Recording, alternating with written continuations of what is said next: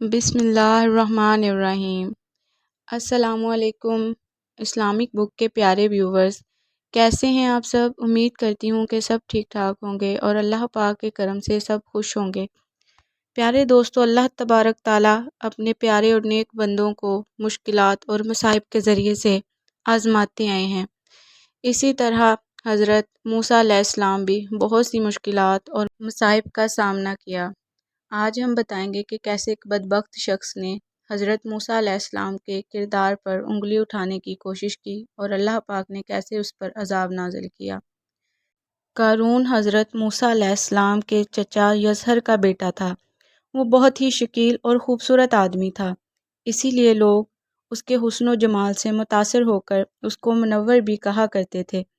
اس کے ساتھ ساتھ اس میں یہ کمال بھی تھا کہ وہ بنی اسرائیل میں تورات کا بہت بڑا عالم اور بہت ہی ملنسار اور با اخلاق انسان تھا۔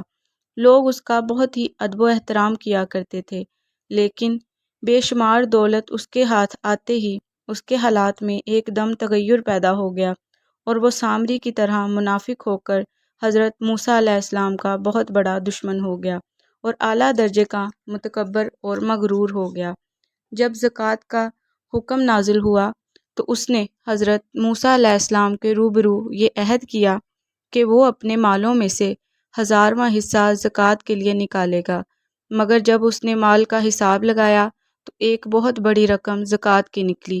یہ دیکھ کر اس پر ایک دم حرص و بخل بھوت نازل ہو گیا اور وہ نہ صرف زکوٰۃ کا منکر ہو گیا بلکہ عام طور پر بنی اسرائیل کو بہکانے لگا کہ حضرت موسیٰ علیہ السلام اس بہانے تمہارے مالوں کو تم سے لینا چاہتے ہیں، یہاں تک کہ حضرت موسیٰ علیہ السلام سے لوگوں کو برگشتہ کرنے کے لیے اس خبیث نے ایک گندی اور گھناؤنی چال چلی کہ ایک عورت کو بہت سا مال اور بہت زیادہ دولت دے کر آمادہ کر لیا کہ وہ آپ پر بدکاری کا الزام لگا دے۔ چنانچہ عین اس وقت جب کہ حضرت موسیٰ علیہ السلام وعظ فرما رہے تھے، قارون نے آ کر آپ کو ٹوکا کہ فلاں عورت سے آپ نے بدکاری کی ہے۔ یہ سن کر حضرت موسیٰ علیہ السلام نے فرمایا کہ اس عورت کو میرے سامنے لاؤ۔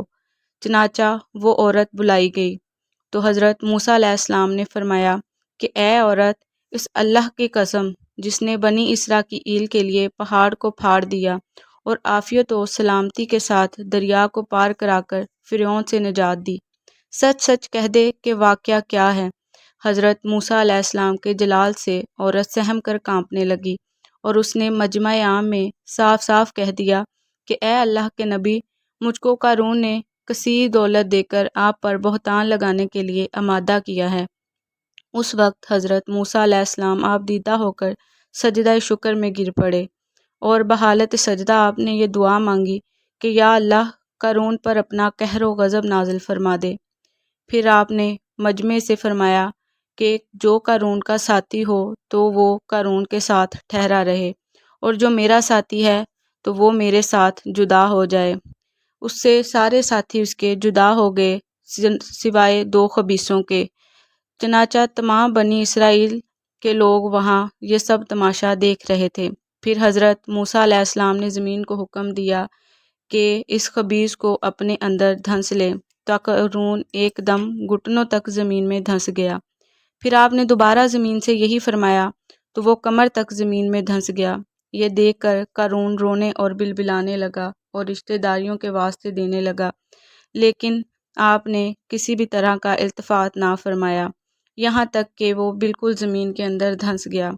وہ 2 منحوس آدمی جو قارون کے ساتھی ہوئے تھے لوگوں سے کہنے لگے کہ حضرت موسیٰ نے تو قارون کو اس لیے دھنسایا ہے تاکہ قارون کے خزانے اور مکان پر حکومت کر سکیں اور قبضہ کر سکیں۔ تو آپ حضرت موسیٰ علیہ السلام نے اللہ تعالیٰ سے دعا فرمائی کہ یا اللہ، اس کے خزانے کو بھی زمین میں دھنس دے، تو اس کا تمام خزانہ بھی زمین کے اندر دھسا دیا گیا۔ دوستو، اپنا بہت سارا خیال رکھیے گا۔ اللہ حافظ۔